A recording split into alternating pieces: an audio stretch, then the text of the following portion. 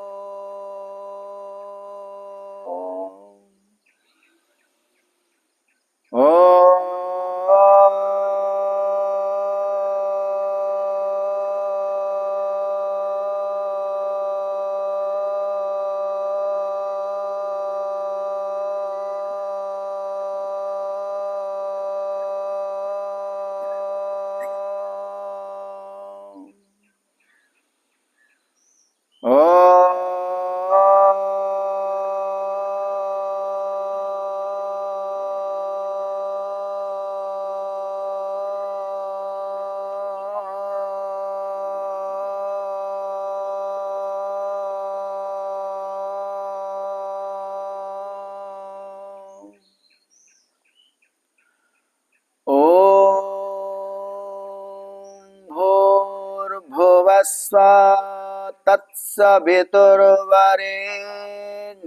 भर्गो देवस्य धीमहि धियो यो नः प्रचोदयात्। ओम शांति शांति शांति।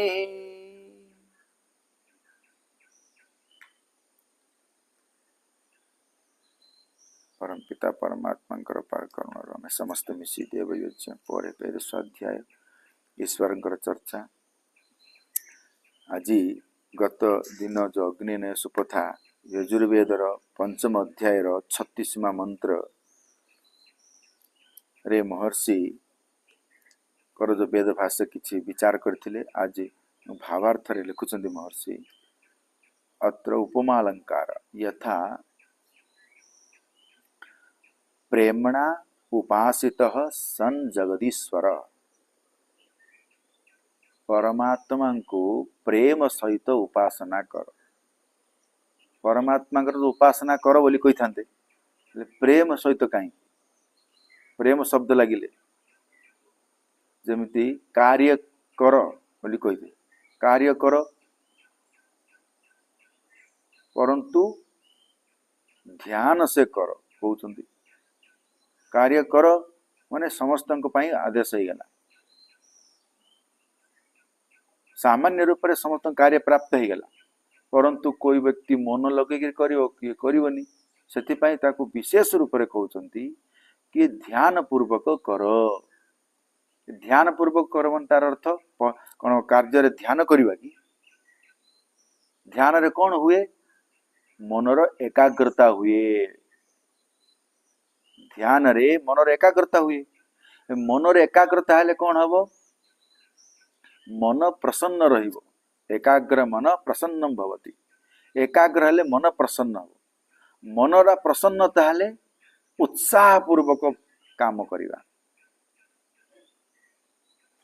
सामर्थ्य लगे पूरा काम करिवा जोर से काम करिवा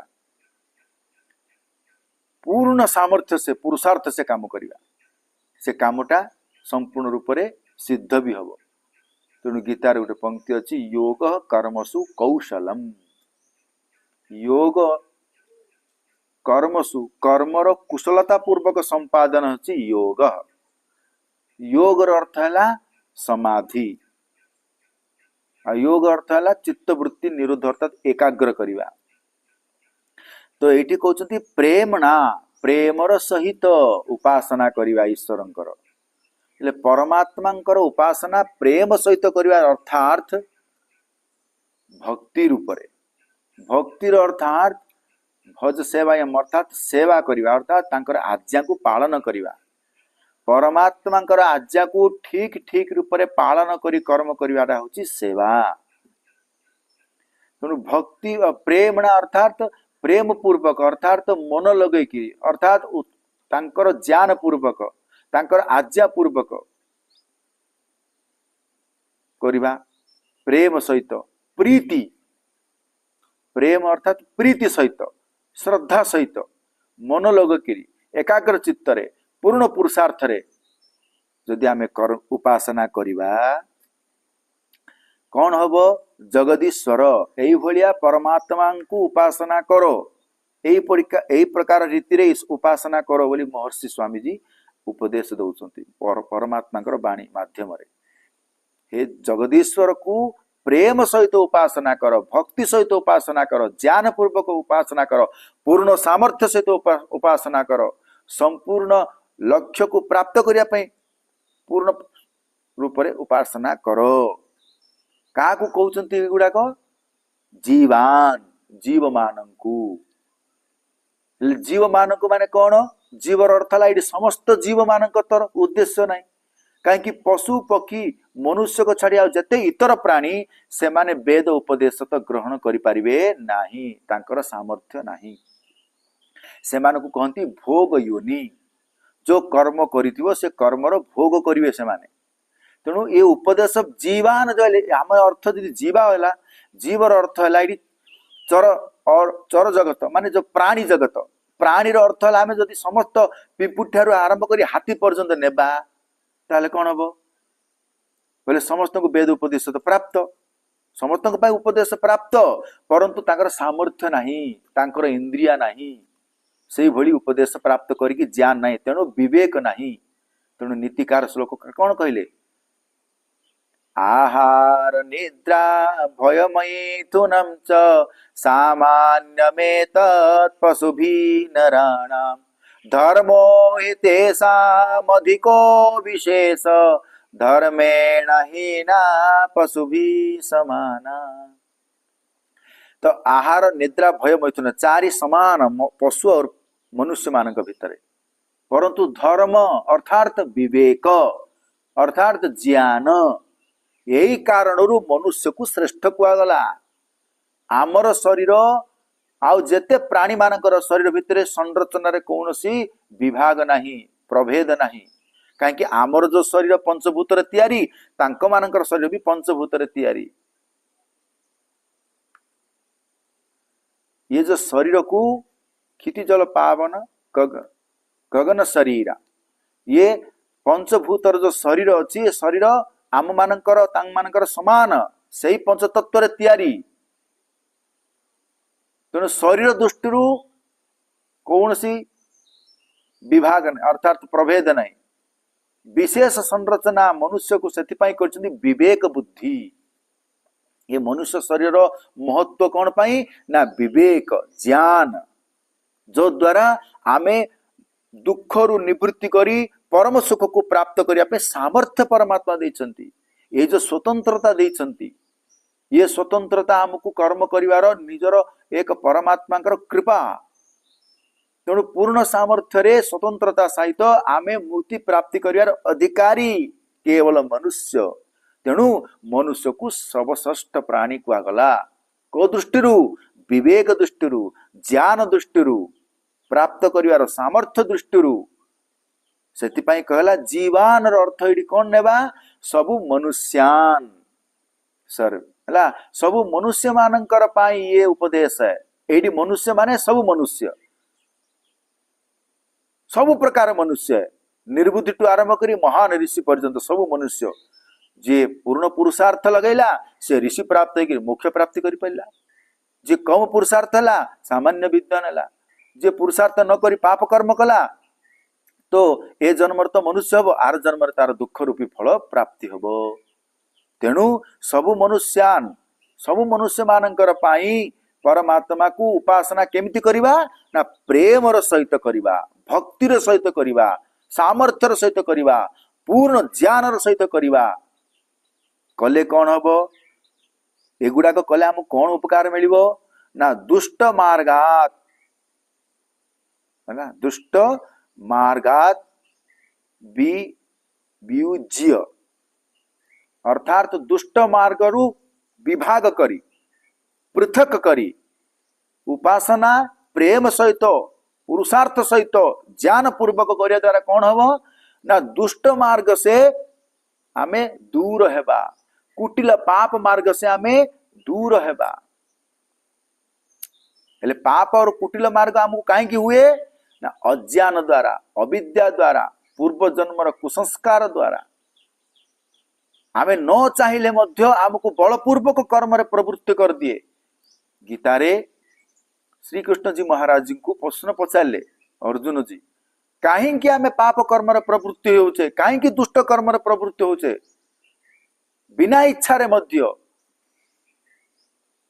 अथ केन प्रयोक्तव्यम पापम चरति पुरुषः अनिच्छन्नपि वाष्णेय बलादिव नियोजित।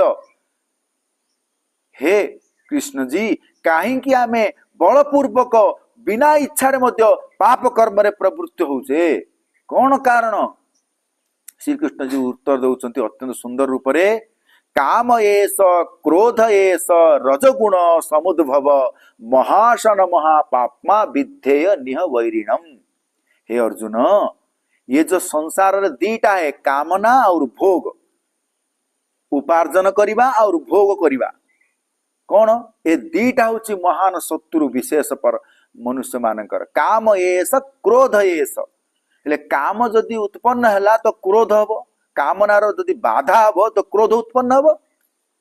तो ये दीटा को तू जदि नाश करि पारिबु तेबे दुष्ट मार्ग रु निवृत्ति हे पारिबु। तेणु परमात्मा को प्रीति पूर्वक रे, श्रद्धा पूर्वक, पूर्ण पुरुषार्थ सहित, वेदर ज्ञान सहित, ऋषि मानकर अनुकूल आचरण सहित, महान पुरुष मानकर मार्ग रे आमे जदि चलिबा ताहले कौन हबो? परमात्मा जगदीश्वर ठीक ठीक उपासना करि पारिबा। ठीक ठीक उपासना करिया द्वारा सब प्राणी मानकर दुष्ट कर्म निवृत्ति हबो। दुष्ट कर्म केबे निवृत्ति हबो? जेबे ईश्वरंकर प्रेमणा सहित भक्ति करिबा, उपासना करिबा। दुष्ट कर्म जदि आमे निवृत्ति हेबा, विराम हेबा, मुक्ति हेबा ताले कौन हबो? धर्म मार्गे, धर्म मार्ग रे प्रवृत्ति हेबो। तेणु उपनिषद रे पंक्ति अछि, असतो मा सद्गमय तमसो मा ज्योतिर्गमय मृत्युर्मा अमृतम गमय। तो तमस मार्ग माने अंधकार मार्ग, अंधकार माने अज्ञान मार्ग, अविद्या मार्ग ठारू दूर करी, पृथक करी ज्ञान मार्ग को प्रवृत्त कर प्रभु। ईश्वर से प्रार्थना करुछि भक्त।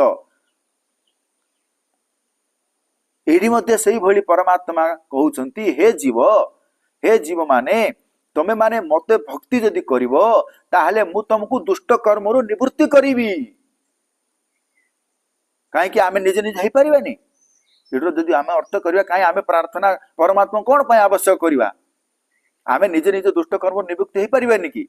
हे परिबा, परंतु परमात्मा का बिना सहायता रे हे परिबानी। आमे कोनोसी कर्म करि पारुछे, परंतु आम बड़ लोक कोई विद्वान ऋषि बा अन्य आमर माता पिता जी आम सहायता न कले आमे बहुत बड़ कष्ट कर्म को करि परिबानी, सामर्थ्य नाही। सेही भली आम समस्तंक भीतर सामर्थ्यवान सर्वशक्तिमान परमात्मा अछंती।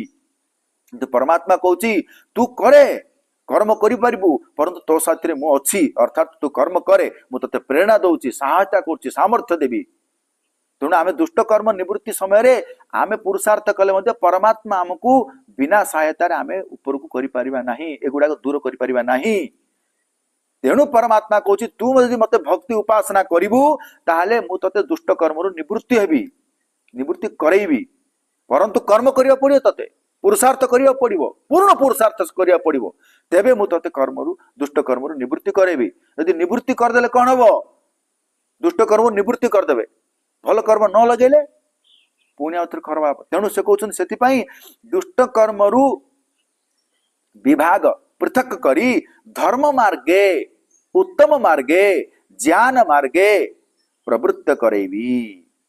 स्थापयित्वा ज्ञान मार्ग रे, उत्तम मार्ग रे, वेद मार्ग रे, ऋषि मुनि मानकर जो कथन मार्ग रे, महापुरुषंकर मार्ग रे तू प्रवृत्त आइब, अर्थात स्थापयति अर्थात स्थापना करिवे।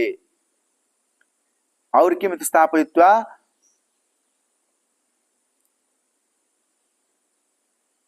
अहिक पारमार्थिक सुखानि यही संसार सुख और पारमार्थिक मान मृत्यु पर जो मुख्य सुख मिल से सुख को प्राप्त हम को माध्यम दुष्ट रु निवृत्ति हम धर्म मार्ग चलिले ही ए संसार मध्य सुख मिल मृत्यु पर तोते मोक्ष सुख भी मिल सुखानी प्राप्त तत् कर्म अनुसारेण ददाति और परमात्मा आमे जो जो कर्म करिबा से कर्म अनुसार रे परमात्मा न्यायाधीश रही विधेय अर्थात जिमि मु ए संसार रे छम जीव मानक पाई उत्तम वेद मार्ग देई प्रवृत्त करोची दुष्ट कर्म निवृत्त करी उत्तम कर्म तते प्रवृत्त करेबी जा द्वारा संसार रे भी तू सुखी हबु मृत्यु पर मध्य परमार्थ सुख प्राप्ति हबु एई भली संसार रे राजा भी करने को पड़े तेणु राजा को परमात्मा प्रतिनिधि कहा जाए